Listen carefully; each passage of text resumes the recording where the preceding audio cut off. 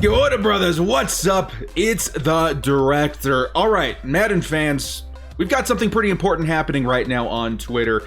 Hashtag Fix Madden Franchise has been trending since last night, at one point hitting #1 in the United States, and it's been in the top 10 for a very long time. Not quite sure where it is right now, but it's getting a lot of attention on Twitter, and I would say this is going to be one of the most important times in Madden's history as far as the community coming together to demand change. I'm here to tell you guys that this effort could actually work. I have firsthand experience in something very, very similar that I want to share with you guys, and I want to give you guys a reason to really push for this movement. I feel like it's very important to a lot of people that franchise is addressed. A lot of people feel like it's been the same for very, very many years. It's remained, untouched. They've now called it the classic Madden franchise mode, which means that it's almost like a sign that they're not going to put much work into it, and that we should just kind of, sit back and be prepared for that.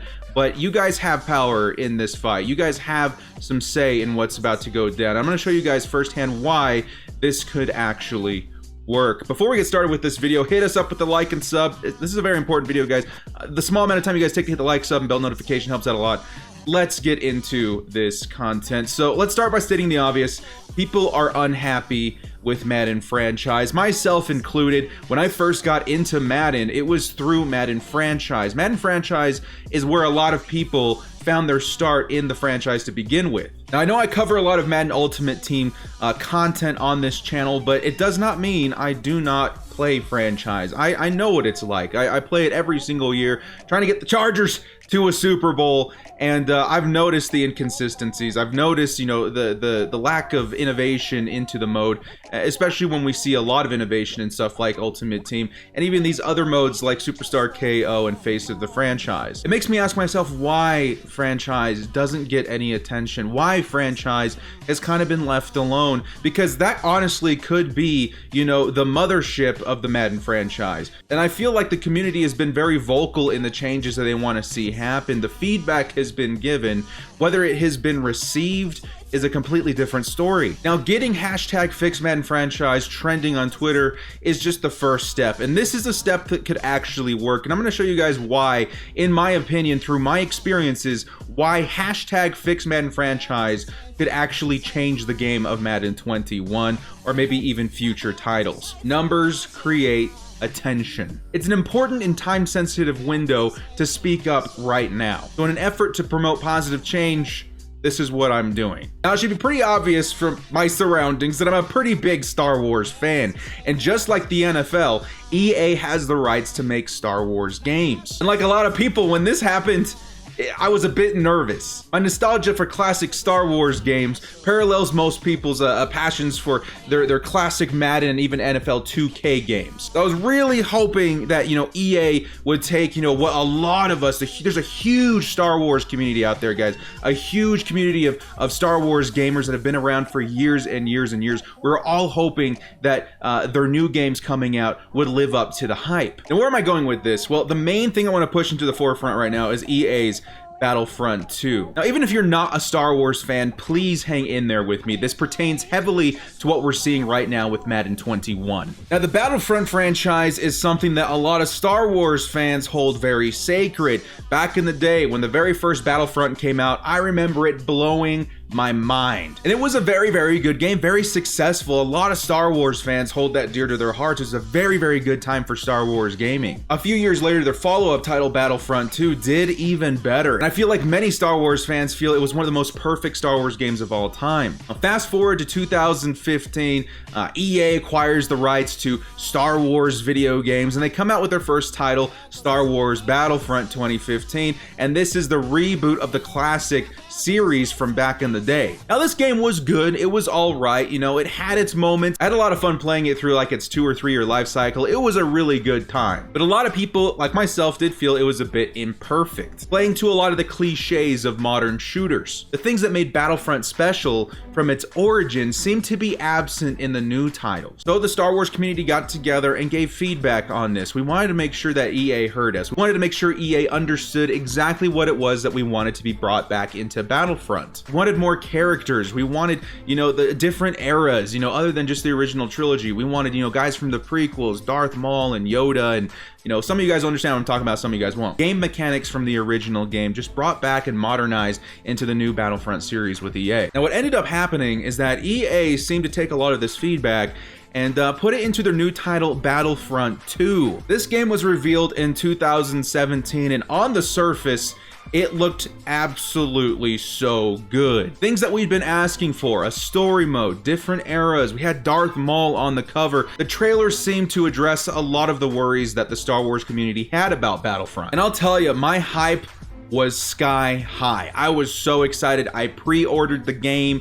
You know, I was getting ready to maybe start a Star Wars Battlefront channel. This was huge for Star Wars fans. We were very excited to get our hands on Star Wars Battlefront 2. What happened next, nobody would have predicted. November 17th, 2017, Battlefront 2 is finally released. Once we got in there, once we got in the game, it's highly anticipating using Darth Maul, the new features that, you know, are very nostalgic from the older games.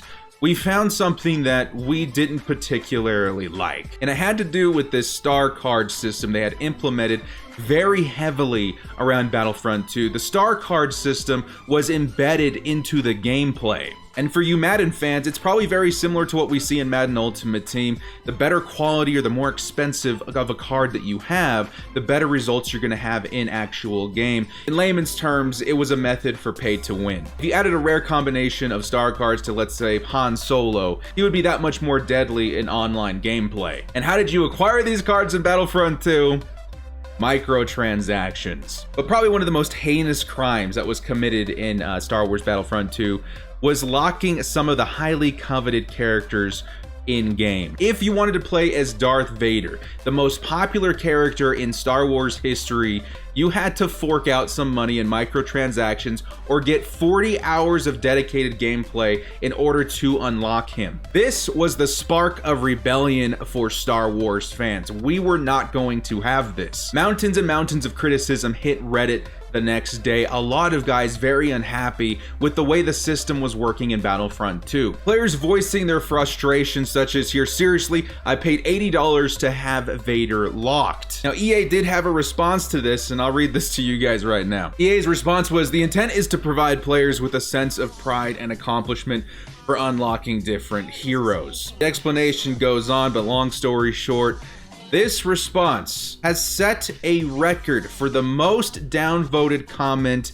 in Reddit history. Something that absolutely boggles my mind. Reddit is a huge site. So many things have come and gone through Reddit. And for a comment about Battlefront 2, the frustration from the players, from the Star Wars fans, to actually break a Guinness World Record absolutely boggled my mind. Lots of support came from very many different angles, including at one point a state representative from Hawaii. This was a big deal. The Star Wars community came together demanding change, and this would begin one of the greatest comebacks in video game history. Through the sheer numbers demanding change, I feel EA was, for lack of a better term, strong-armed into making a difference, into making a change for Battlefront 2 in the direction that the community was demanding. Over the next 2 years, Battlefront would transform into one of the greatest titles in Star Wars history. Loot boxes were out the door. Everything was changed from these competitive advantages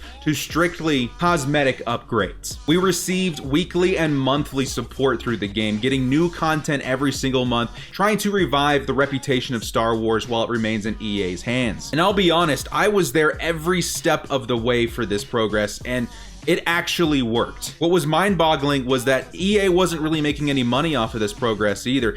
All of the updates, all of the content they were dropping monthly was free to the people who owned Battlefront 2. In that time, we received so many new heroes or characters to play as in Battlefront 2. We received so much content, locations, game modes. It was incredible to see the transformation this game took over the last couple of years. One of the most controversial game launches in video game history was able to bounce back through closely paid attention, constructive criticism from the community, and most importantly, action by EA. What did this do for the Star Wars community? Well, it put more faith back into EA. It took a lot of time for EA to re-earn our respect, but ultimately they did listen. Just recently, Battlefront 2 stopped their live updates. No more content. You know, during the whole pandemic, they decided the game was huge, it was big enough, it was complete. Right now, you can go find a petition to try and get Battlefront 2 fired back up, and it's got a lot of support behind it. The same game that warranted the most downvoted comment in Reddit history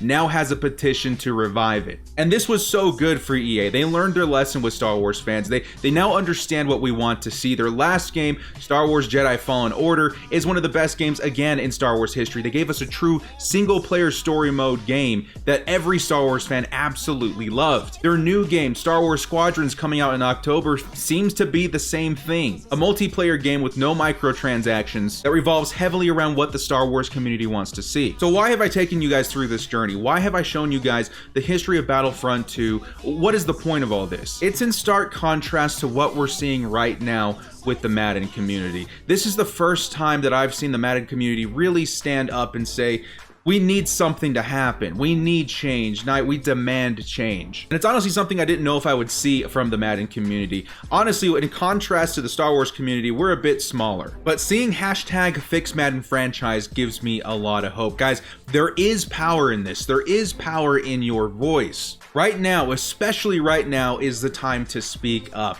Numbers create change. Sure, it took the Star Wars community, a Guinness World Record to get the attention of this, but it happened. The Star Wars community made it happen. I feel the NFL community absolutely has this power as well. I'm not trying to promote an open season to harassing the guys at EA. A lot of the guys that you know as the face of Madden, as the face of gameplay and stuff like that, they don't have as much control as you guys probably think. So us harassing them is definitely not the way to go, but voicing constructive criticism, voicing frustration in a respectful way is what is required to fix Madden franchise. They need to know that the Madden community is not gonna sit tight while this happens. They need to know that the Madden community is standing up against, the minimal changes we're seeing in Madden year by year. And again, Madden's a different, situation than Star Wars Battlefront. Battlefront has a lot more time to be developed, but Madden has had a lot of time to address its franchise mode. It has been so many years since this mode has been touched. The community has given their feedback. We've given,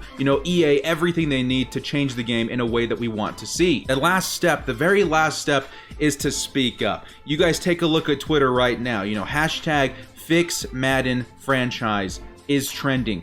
Continue that trend. Do not let this flame burn out. I'm challenging everybody watching this video that cares about Madden to make sure your voice is heard. Go on Twitter, make sure to spam that hashtag. I will be doing my part as well. I am more of a MUT gamer, but I love franchise. It's the original reason why I got into Madden to begin with, and I'm gonna be pushing hard for this as well. The whole point of this video is to give you guys proof this collaborative effort from the community can actually work. I've seen it firsthand. I was there at the very beginning of Battlefront 2 when it was the most tragic game opening in gaming history. I'm here now with Battlefront 2 with the greatest comeback story of all time in regards to video games, in my opinion. That being said, what can you guys do? Well, the very first thing is get on Twitter. If you don't have an account, make an account. Go out there and show your support for hashtag Fix Madden Franchise.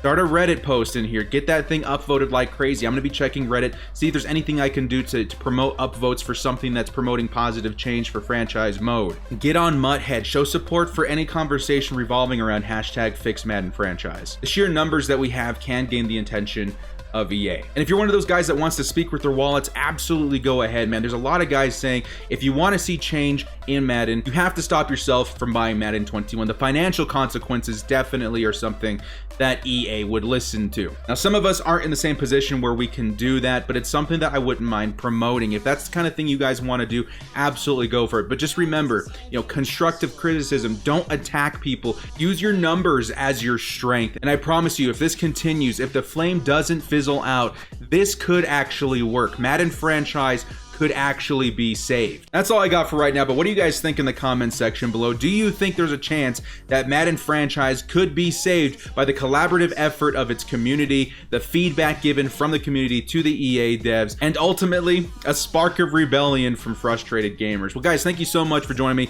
This has been The Director. Good luck out there. Check out Twitter, check out Reddit, check out Mudhead. Get this thing going. Thank you guys so much for joining me. This has been The Director. We'll see you next time, and as always, stay frosty.